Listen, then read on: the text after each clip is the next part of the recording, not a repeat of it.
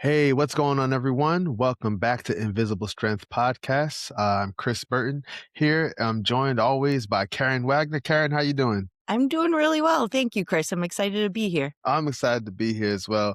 I'm always excited for these conversations, but I am particularly excited about our conversation today with the one and only Marion Jones. Marion is the Vice President of Workforce Development and DEIJ engagement at Nexamp, which is an organization that aims to build a clean, simple, and accessible future of energy. I got to know Marion fairly well through our participation in the Obama Leader Program, where one of the most incredible things I learned about Marion is that she is a chronic illness warrior who also does several marathons, which we got to get into in this conversation because I'm so impressed by it and just thinking about the difficult days where we can't even walk to the fridge and Marion is out here doing marathons. It's incredible. But Marion, welcome to the podcast. Thank you so much for being here.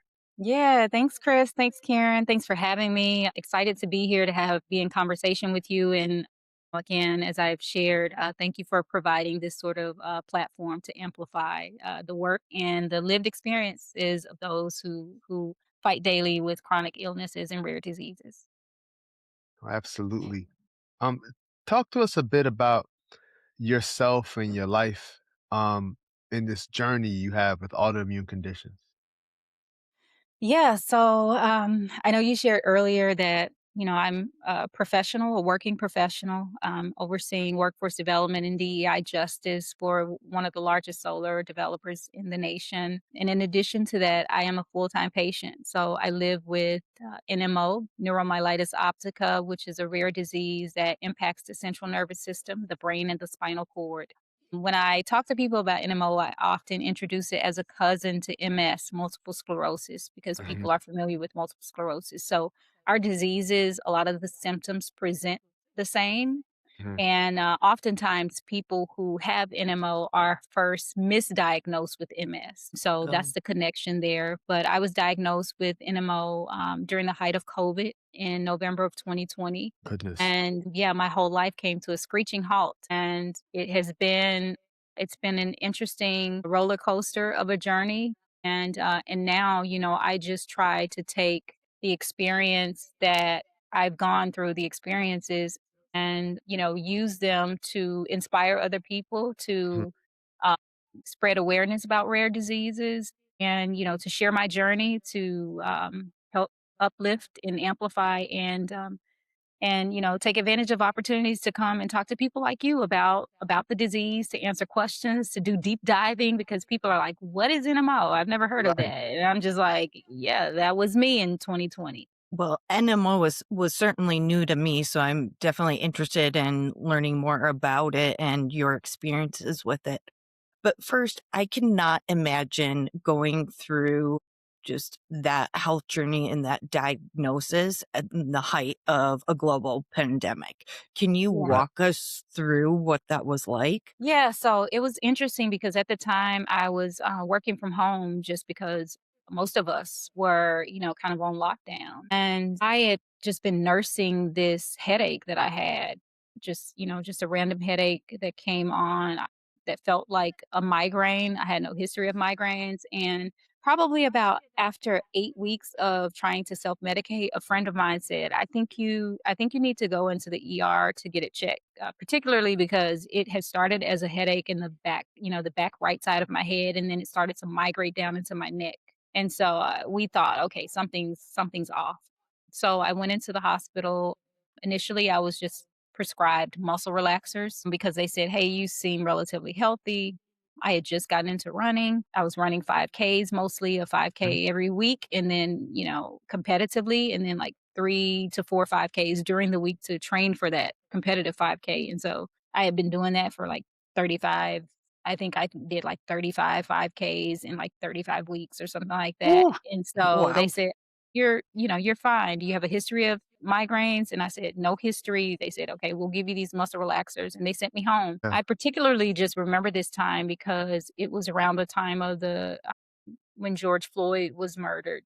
Right. And that weekend in November, I had planned to, join a group in the downtown area of Boston, which is where I was Mhm. living. And so, I was keeping up with everything that was going on. But, I had these muscle relaxers. I had been released from the ER. And within a matter of, I'd say 24 to 48 hours, I started to experience weakness on the right side of my body. And, my right leg started to drag. And I remember going to the refrigerator to pull out a pitcher of water. And I think I dropped the pitcher because just like the weakness. So Right. I thought, these are muscle relaxers and my muscles are relaxed. So this is why this is happening. And then a friend of mine said, no, muscle relaxers shouldn't be doing that to you. And so we went back into the ER. And when I told him about the loss of feeling and all that had experienced since being released the first time, finally had me, admitted, and they did an MRI, and the MRI showed signs along my brain stem and my spinal cord of lesions that indicated that I had NMO. And so the neurologist on site diagnosed me, and he said, "You have NMO. It's neuromyelitis optica. It's a rare disease." He said, "We have no cure, but we have people who are living their life." And so much information was coming to me. First of all, like, what is this? What does it mean to have a rare disease? I'm here, I'm getting this information, by myself. It's the height of COVID. I have no family. It was just overwhelming at the time Yeah. to the point where I really couldn't process everything that was going on. So I was just compartmentalizing as he was talking to me. Okay, rare disease. There's no cure. Okay, what part of this can I just start to like? I need to deal with this like like pieces. Like, what do I need to do today to feel better? Mhm. And so I ended up being admitted into the ICU. I was there for several weeks. And it was devastating because, I started to experience weakness and that numbness. And when you start to lose like your feeling and your balance and things that we typically take for granted on a daily basis, your whole world just, there's nothing you can do. And, and I'm just, trying to process it all. So, and I was in the process of I had just accepted a new job and all the things. I was getting, ready to move to Maryland for an opportunity, and I had to decline all of that because eventually, after being released from that ICU stint, I relapsed on a drug that they started me on within like the first 90, 60 days. I relapsed, and that relapse caused me to become partially paralyzed. Good. That just sent, things from, when you thought things could get no worse Right. than they did. Yeah. So, Marion, after that paralysis, what were your go-to strategies for building physical and mental strength? And I ask this especially thinking about, our viewers who feel stuck in flare-up cycles while they're trying to handle all of those adult responsibilities that you just listed out. So what were your go-to strategies for rebuilding your physical and mental strength? I am fortunate that before I was diagnosed, I just gotten into like running because everybody in New England runs, and there's always like a charity run. So my Yeah. employer at the time was, a big sponsor for a lot of the charity runs, and so that meant employees got free entry. And Okay. so I was fortunate that I had started that running journey Yeah. because when I became partially paralyzed and when I got really sick, the only thing I could think about was running.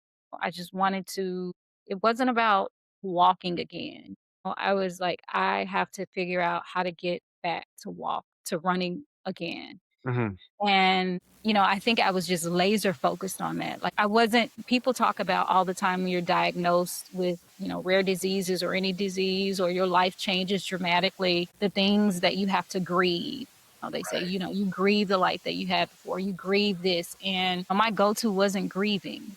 My go to was gratitude in the moments Mhm. for the people that were in my life, gratitude for the care team that I had that was incredible and amazing. And I think willpower is ultimately what put me in a position to just say, Marion, you're going to get back there. One of my neurologists said to me, the thing that happens when something catastrophic or devastating happens in your life, your brain goes back to sort of like the brain reserve. So it goes back to those things that it remembers, those muscle memory. And so for me, I was reaching back into that place for, okay, what does my body know that I can do because we've done it before? And that's what I really got in tune to. And I remember telling my physical therapist, I told her that I was, running before the diagnosis. And I just remember, she said, okay, she took the notes. And, when I would go in and they would test me, we'd do a series of testing to see where my walking was because Uh, I was supposed to be,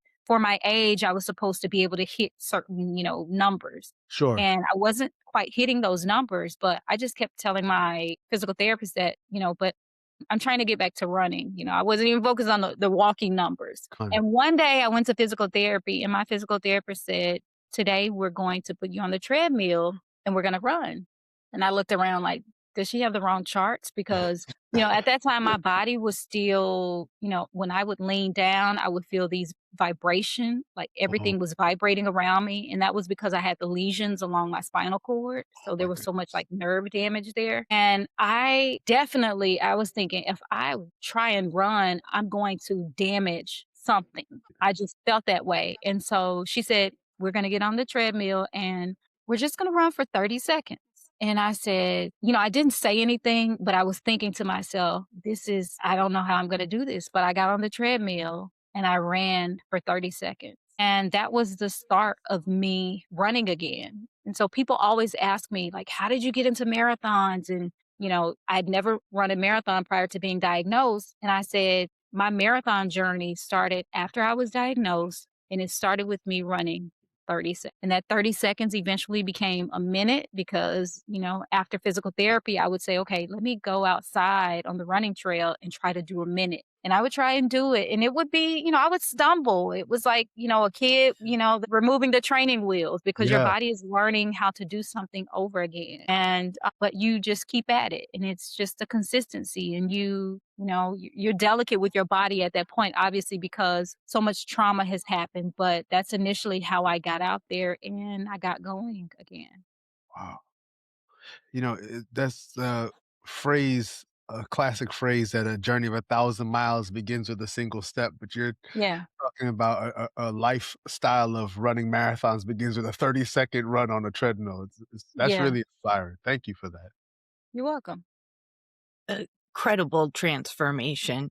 How, when you were doing those little incremental steps and pushing yourself a little bit further, how did you find the balance between making sure you weren't pushing yourself too hard and giving yourself the rest that you needed? Yeah, so that's a really good question. The interesting thing is your body will tell you when, it's too much. My body will tell me when, I need a nap. I know you've set some ambitious goals for today, but I need some rest. And part of living with a rare disease and knowing that your body has gone through so much trauma, you're so in sync with, everything. Every time something happens, I'm like, okay, is that NMO or is that just I'm aging, right? Right. Is my body, losing collagen? What is the squeaking noises? Just all these things. And you start to really pay attention to your body more when it's been damaged in any way. And so I think for me it was just try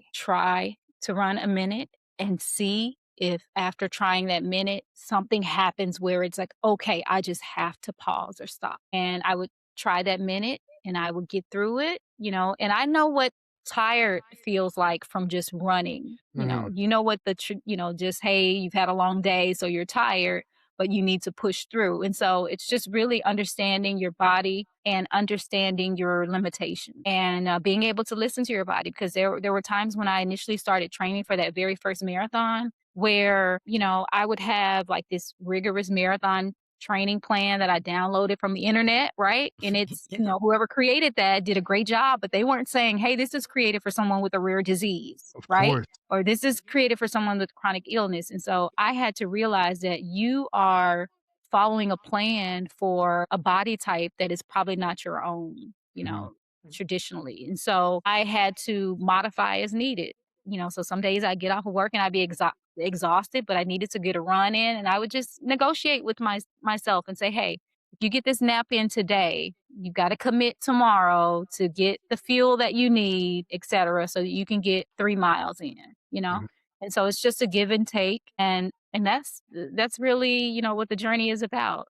Sometimes I'm tired. Like yesterday I went for a run and I had an aha moment. My plan was to do, anywhere between a 10 and a 12-mile indoor run because it's Yeah. been, freezing here in Chicago. And I had opted not to do a run in like 1-degree weather. And so I went to an indoor gym to do this run after work. And so when I got there, I just felt exhausted. But I said, okay, I've got to run. And then as I'm running, I started to just have this conversation with myself like, why am I so exhausted? Why do I feel exhausted? And then I said, Marion, you just finished working a full day of work. Fun. You're mentally depleted. You know, mental depletion leads to physical depletion. You are exhausted. You have just completed a day's work. And now you're saying, let me do 10 to 12 miles. And I started to think, why am I not as exhausted on a Saturday when I get up at 6 a.m. to do those runs? Right. Because you have rested. So you're starting at a place where you have the energy you need to do whatever the task is at hand. And so I said to myself, okay, no more 10 to 12-mile runs in the evening after a long day's work. You're just going to have to make sure on a Saturday or Sunday morning that you get those runs in because there is no window during the week after work where you can do that. And so those are the types of things that you learn about yourself. And those are the types of adjustments that you make. And you say, hey, I know that at 6 a.m. on Saturday, it's go time, right? That's why they don't have marathons at 4 and 5 p.m. Monday through Right. Friday because they know that the body is not at its highest peak to perform in the way that it needs to. And I'm like, come on, Marion, you're about to run your sixth marathon. You should know this by now. Yeah. Okay. So I'm still learning. It's a learning process. I love that you're demonstrating this great kindness toward yourself and modeling what it looks like to be gracious toward yourself because so much of what you're saying reminds me of the sort of negotiation I have to make with myself about going to the gym. And also thinking about, I'm amazed at athletes who perform their like at their peak at 7 p.m. Like if you're playing like a professional football player, a professional basketball player, those games come on at night. You're playing at night. You're doing this, equivalent of running 10 to 12 miles at nighttime. I was like, I'm not them. I don't have the schedule or the resources that they have. I need to be kind to myself and do what I can each day. So I thank you for lifting that up. But, you Yeah. know, we're talking a lot about the physical reality and all that you have to do day to day. Talk to us a bit also about the grief that can happen with diagnoses. Many of us who live with chronic illness grieve the life that we thought we were going to have. What did you have to grieve as you transition to learning to live with NMO? And what surprised you the most in terms of like as you're processing that grief?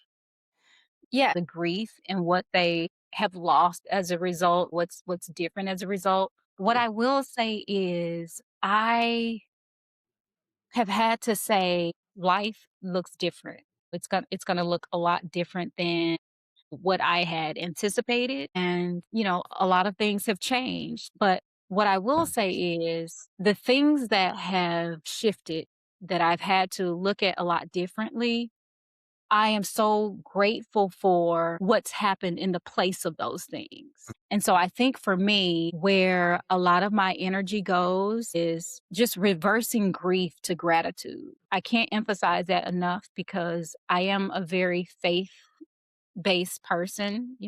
I've lived my whole life based on, faith, just Right. having the ability to, faith is the substance of things that are hoped for, Mm, the evidence of things not seen. So, me thinking about the things that I'm hoping for that have not yet materialized. And so, when the job that I had to say no to, when that right. happened, and I had to have that conversation in the ICU room, Mm, teary eyed, right. talking to the person who was going to be my new manager in Maryland. I had to, after that conversation, I had to trust that Mhm. something better was awaiting me. And my energy went from, yes, grieving that briefly, but shifting that grief to gratitude Right. on, you know what, something better is ahead of you. And you're going to be able to talk to people about how the thing that you thought was good Mhm. became greater. And that's how I look at the things that I've had to quote unquote grieve. What I'm so grateful for, again, just gratitude, is looking into this rare disease community and seeing that neuromyelitis optica is also NMO is also referred to as NMOSD, so Mhm. neuromyelitis optica spectrum disorder. So it means that it's across the spectrum. So you may see people who have had lesions along their optic nerve, which has caused them to be blind, and Right. they're still blind. You may see people who have had so many lesions across their spinal cord they became paralyzed and they did not recover from paralysis. So when I go to these patient day events, I see NMO patients who we are all diagnosed with the same disease, but our journeys look a lot differently. And so when I walk into those spaces, the fact that I'm able to walk into those spaces, I don't really have the capacity to grieve in the manner that someone else who is not able to walk I or hear that. not able to see, because my gratitude, I'm so overwhelmed with gratitude. And I also am compelled to be able to be a voice for those in the community Right. who maybe in a mode, the fatigue that comes with the disease has sort of paralyzed them from being able to advocate for themselves. Mhm. And so I see the responsibility that comes with being on one side of the spectrum versus the other. And so I look at there's an opportunity here for me to help others that are in this rare disease community in a way that they may not be able to help themselves. Whatever grief that could be a part of my journey, there's so much gratitude that outweighs that grief. That's beautifully said. Thank you for that, because it's such a wonderful illustration of perspective. Um, what you're saying reminds me of the sort of mental process I had when I was in the hospital trying to figure out, how did I get lupus? And when I wanted to start to really feel completely sorry for myself, I started to think about the other side of the hospital that had like a children's wing, or the other side of the hospital that had like a burn unit. Like, none of these people deserve to be here. And it's not a matter of like it's their fault, or if I want to feel bad for myself, like I'm not suffering as much as folks Yeah. whose lives haven't even begun yet, or folks who were severely burned or something to that effect. So it just having that perspective has really helped me on my journey as well. So just thank you for lifting that up. That importance Yeah. of gratitude. Yeah, no worries. I mean, I think constantly about, I have pictures and, video clips and, I look at pictures of me laying in the hospital with a central line in my neck, IC in an ICU room where they're having to, because in NMO, the plasma that the antibodies that our body produces starts to attack itself along the central nervous system. So Right. those antibodies live in the plasma that's in our blood. And so when I became partially paralyzed, they had to put a central line in my neck to really like take increments of that blood out so they Wow. can separate that plasma and Right. then send that blood back into my body. And so when I see those pictures, and it's similar to the process that people go through for dialysis, but when Uh-huh. I see those pictures and I reflect on that time when the American Red Cross, they were there, and this process is very taxing on the body, and Imagine. it's a high risk, because they've opened up, a central line, one of your main arteries, and so the one of the larger veins to do this Mhm. process. And I see those pictures of me there and I see where I am today, and I can't overemphasize just the gratitude and how grateful I am Yeah. to be not just up and walking, but running marathons, Right. literally running marathons. And I have ran 5 marathons in 2 years. And in April, after I complete the Boston Marathon, that will be 7 marathons in 2 years because I'll do Tokyo in March and then I'll do Boston in April. And so, again, every mile that I run is a mile to raise awareness. Yes. And every mile reminds me of those 30 seconds where it all started. This whole journey has just been about, to your point, when you said, no one deserves to be in the burn unit, or no one, this isn't a, hey, what have you done with your life? Hey, we're gonna pick you for this because of something that you've done to deserve this type of disease. You know, it has happened, Mhm. unfortunately. And it's like, what can we do in spite of the Mm. diagnosis to make our lives better, to make someone else's lives better? And, that's where a lot of my focus goes. I don't, what the misconception is that I love running marathons. That is not factual. I want to clear that up. Because people think, oh my gosh, you run these marathons. I do not love running marathons. Okay. March of Marathons. 2023, I went out to Tokyo for vacation, and I had a friend of mine. She was also flying to Tokyo, and she was going to run the Tokyo Marathon. And I watched her run the marathon. It was my first trip after having been diagnosed, and I was on infusions every other week. So Wow. there was a limited amount of time I could be out of the country because I had to be Right. back in the area to go to Lahey Hospital in Boston. I was in the hospital every other week. I was in this space where I had not started to really like settle into this new version of myself or my body. I had all these insecurities, but I tried to just mask them. We wear the mask, right? That's And I was there and I was trying to feel normal and be normal, but there was this anxiety around, like, what if something happens? I'm in a country. What if in a mo I have a flare? And I tried to just focus on being there, and all these runners were just 50,000 runners in Tokyo getting ready to do this marathon, mm, 26.2 miles. And I remember standing out there in the cold. It was probably, I don't know, 40 degrees. Maybe they had like a 35, 40-degree run. And it was my first time ever watching a marathon in person and seeing it. I was so moved by regular people that are out there that had their own stories, their journeys. Some of them had information on their shirts about why they were running, or it was in memory of someone. And I was so moved that I said to myself then, when I get back to the States, I'm going to train and run a marathon. wow. And that's where the inspiration came to run a marathon. It was inspiration. It wasn't, "Oh, I love this. I got to get out there." And when I got back to the state, I reached out to a friend of mine who was an avid marathoner. And I sent her a message on Instagram and I said, "Stephanie," it was March of 2023. I said, "I want to train to do a marathon in 2024." And she wrote me back and she said, "If you start training now, you can do a marathon in the fall." And I just, I laughed it off because I said, she knows nothing about the fact that I'm living with a rare disease, because a rare Right. disease is that the other part of that is it's invisible. Once I got out of the wheelchair and people saw me, they're like, you're healed, you're healthy and well. What you're living the life just as I am." And so I was not vocal about my rare disease. I had not like come out to start talking about it. But when she challenged me just through that message, it was so encouraging, and it was a challenge. And to me, I said, okay, here I am with NMO. I want to accept the challenge. Marion with NMO wants to accept this challenge.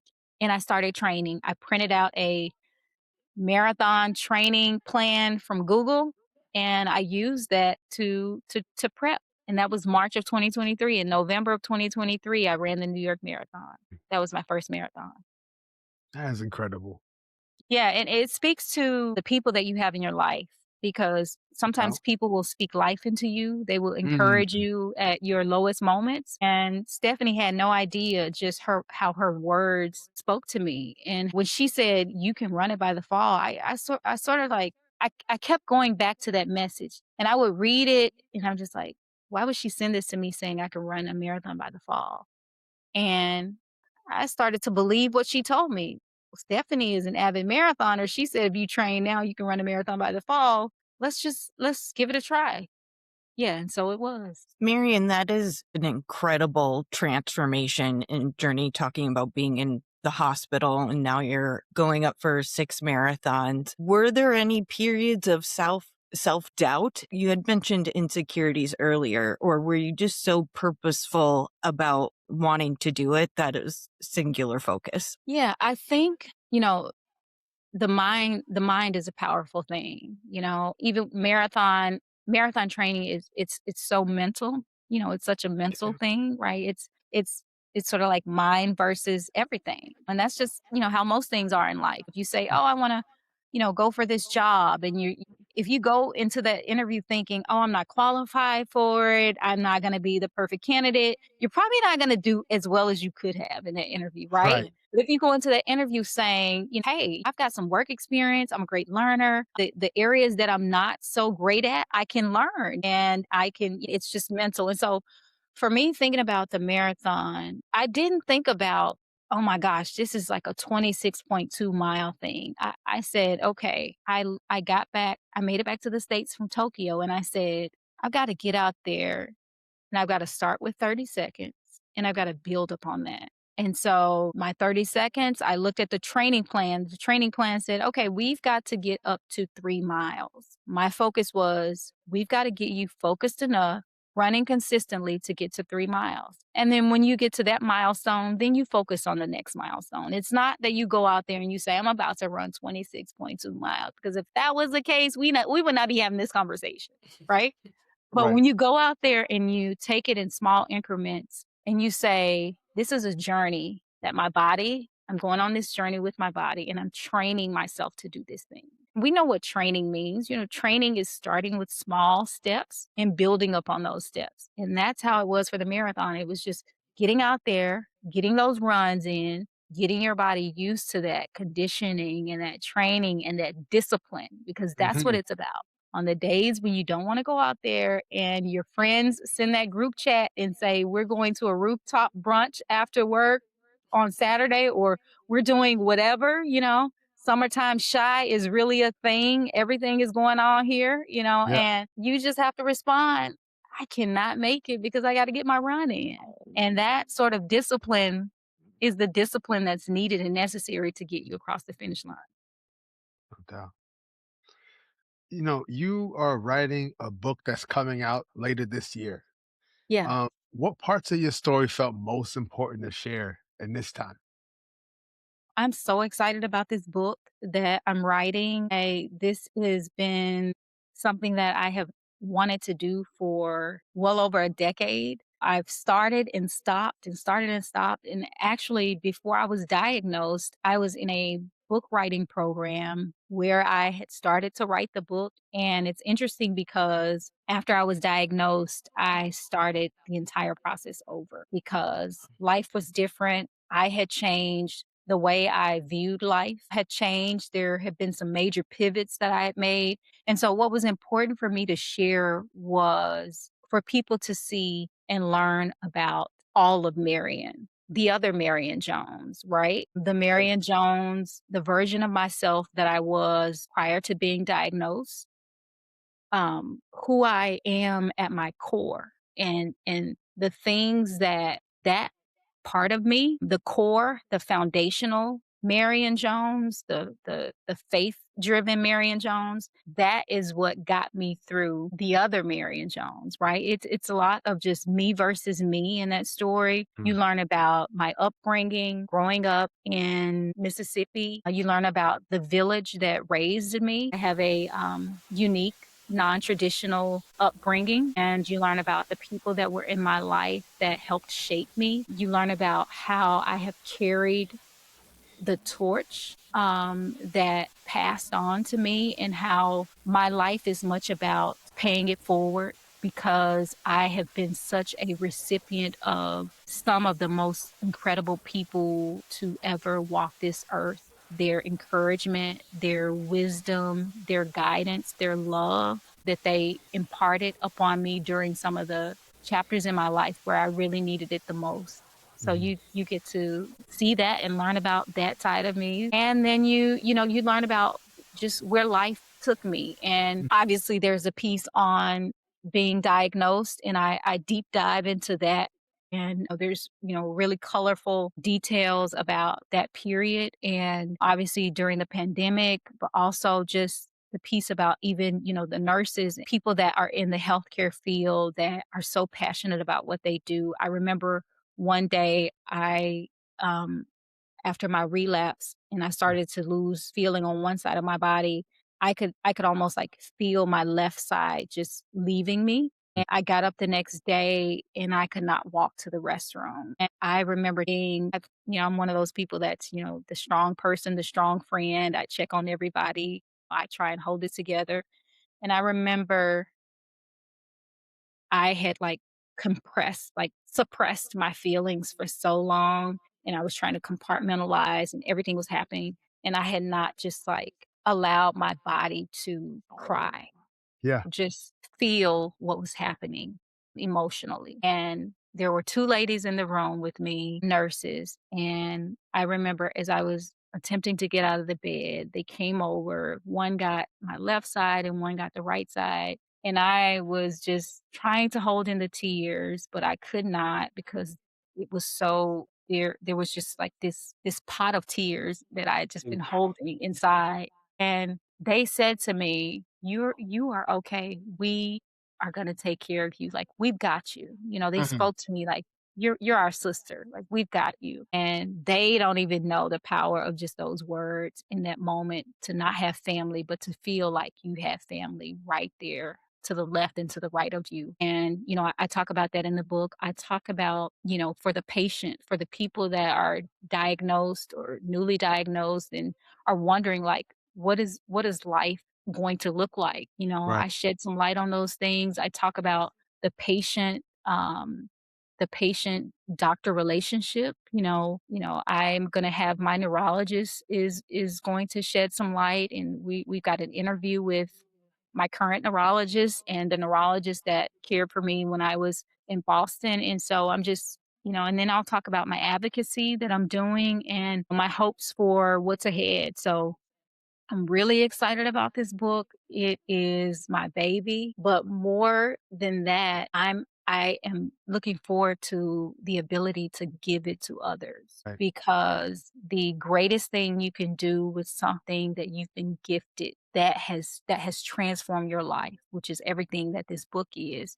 to gift it to someone else. And I know people reach out to me on social media platforms all the time. They reach out to me on LinkedIn. Even it's interesting because LinkedIn, you're thinking people don't really talk about like their personal that deep. But I Right. had one reach out to me from Canada, and she said, "I just want to let you know that I am so grateful to you for sharing your story and for opening up," because she said, "I have a rare disease and I don't talk about it." She said, "But it's just so great to see someone that I can be in community with that understands the life that I'm living." And Mhm. I think that's one thing about people who are professionals. There is this hidden rule about don't share and don't talk about it.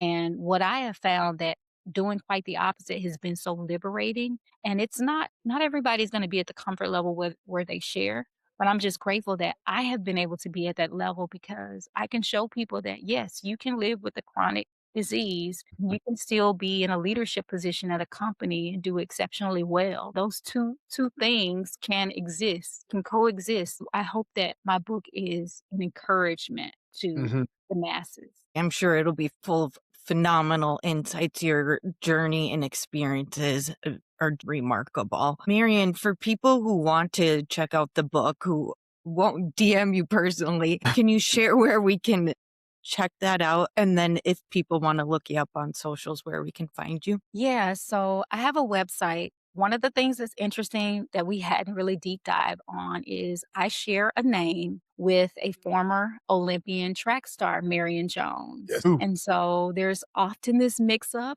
People have reached out for me to autograph things. I have told them I'm happy to autograph, but I don't know if it's going to carry the weight that you're thinking. So, interesting enough, I have a website, and the my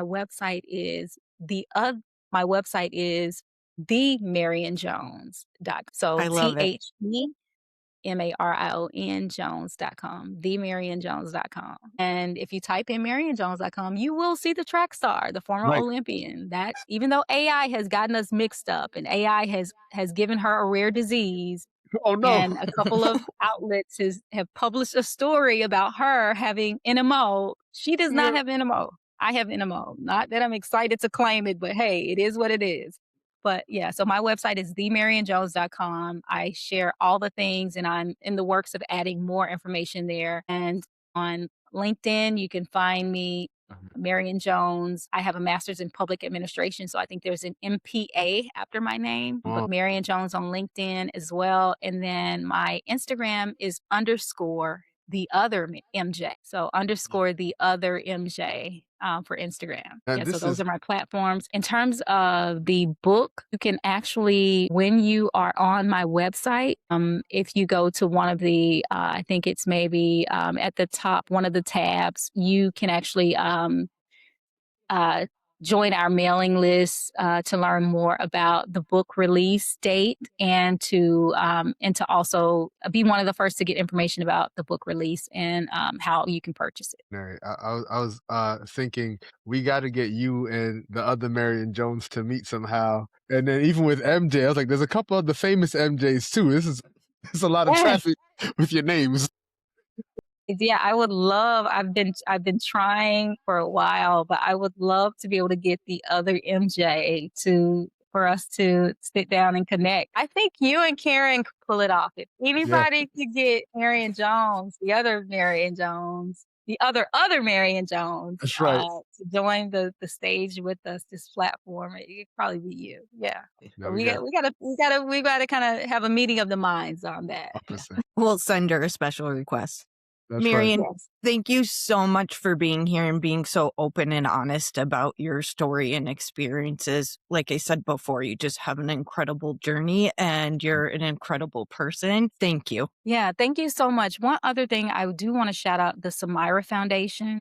Okay. It is an organization that supports individuals who are living with neuroinflammatory diseases like NMO. And so, if people are out there and listening and have been diagnosed or have relatives or friends or want to learn more about NMO, the disease, or how you can support organizations that advocate for patient care, the Samira Foundation is a great organization to connect with. And I'm a Fan- patient ambassador for the Samira Foundation. So There it they is. do really great work. Fantastic. We'll include that information in the description if people want to check that out. Mm. Thank you. Thank you. Until next time, take care. Peace. Thanks, guys. Take care, y'all. Thank you.